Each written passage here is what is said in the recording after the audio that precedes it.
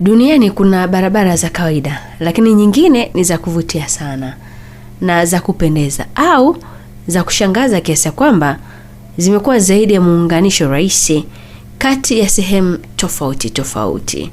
Na barabara nyingi ni za vivutio maarufu kama vile Garden Route ambayo yenyewe iko nchini South Africa. Aidha, barabara nyingi ni vivutio maarufu kama vile Garden Route, hii hapa iko South Africa, barabara kuu ya bahari kuu ya Australia, barabara ya Pete ya Iceland na barabara kuu ya pwani ya Pacific huko California, Marekani. Sasa tuangazie sehemu kadha wa kadha kwenye ruti fupi kupitia barabara hizi ambazo ni za maajabu, niseme hivyo. Barabara ambayo ilijengwa na Israel huko Gaza ilizusha maswali mengi sana. Na barabara ya kwanza ni barabara ya Tongji, China.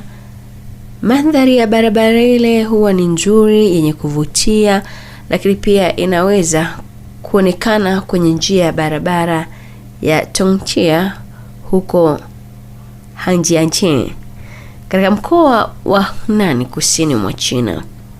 Lakini kama wewe ni dereva, unapaswa kuwa makini kwenye barabara hii kwa kupita mara 99 kwenye barabara iliyopinda pinda, na inachukuliwa kuwa moja ya njia hatari zaidi ulimwenguni. Inapita miamba mirefu ikipanda milima ya Tianmen. Barabara hiyo huinuka kutoka mita 200 mpaka 1300 juu ya usawa wa bahari.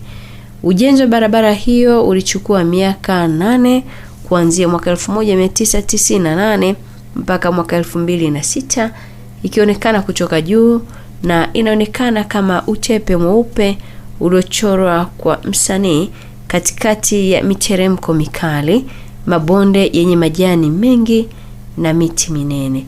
Licha pendekezo la kuzingatia njia, ni vigumu kutotaja mwisho wa barabara hiyo ambayo pia inajulikana kama barabara ya mbinguni. Mizingo 99 inayoongoza kwa hatua 999 za ngazi ya kuelekea mbinguni zinaelekea kwenye pango la Tianmen ambalo linamaanisha lango la mbinguni kwa lugha ya Mandarini. Sasa tundu la asili lenye urefu wa takriban mita 131.5, upana mita 57 na kina cha mita 60 ni ajabu na asili ambayo inavutia.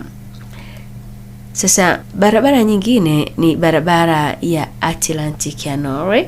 Hili ni daraja kama lilivyo daraja lolote lile, na ni daraja la Storsentandet, maarufu zaidi kati ya madaraja 8 kati ya barabara za Atlantic ya Norway. Daraja ndio mahala panapopigwa picha zaidi kwenye barabara kuu na lina urefu wa mita 260. Linaonekana zaidi kama roller coaster. Barabara hiyo inajulikana tu kama barabara ya Atlantic, ina urefu wa kilomita 8. Inaunganisha miji ya Kristiansand na Molde katika vilima vya Norway na vinaunganisha kisiwa cha Avery na barabara kupitia msururu wa visiwa vidogo. Imeteuliwa kuwa mojawapo ya barabara 18 za kitaifa zenye mandhari nzuri, barabara kuu ambayo inaonekana kuwa nzuri lakini pia ni hatari kwa sababu ya mizunguko yake. Barabara hiyo ilizinduliwa mwaka 1989 na watalii wanapendekezwa kutumia muda wao kuitembelea, kuegesha magari katika kila sehemu iliyoteuliwa ili kufurahia mandhari yake ya kuvutia. Sasa barabara nyingine ni barabara ya handaki la Guoliang, China. Katika sehemu hii ya barabara ni rahisi kutazama mbele, sio chini, au labda ni bora kujizuia kabisa. Huenda uko unajiuliza kwa nini handaki la Guoliang lilijengwa. Guoliang ni kijiji ambacho kilijitenga kilichoko juu ya mwinuko wa mita 1700 kwenye mlima ya Taihang katikati mwa China, ambapo wakazi wake hawakuridhika kwa sababu iliwezekana tu kufika katika kijiji cha kupanda miteremko iliyopinda na mawe. Hata hivyo, mnamo mwaka 1972 kikundi cha wakazi wa eneo hilo walianza kujenga handaki lenye urefu wa kilomita 1.2 wenyewe. Ilikuwa ni kazi ya ajabu, lakini ilichukua miaka 5, na barabara yao mpya ilikuwa na upana wa mita 4 pekee, na ilikuwa hatari sana, hasa baada ya mvua kubwa kunyesha. Kwa upande mwingine, handaki hili lina madirisha 30 ambayo hukuruhusu kutazama bonde ambalo huonekana kwa mbali. Sasa handaki hili na kijiji huvutia wageni kote duniani.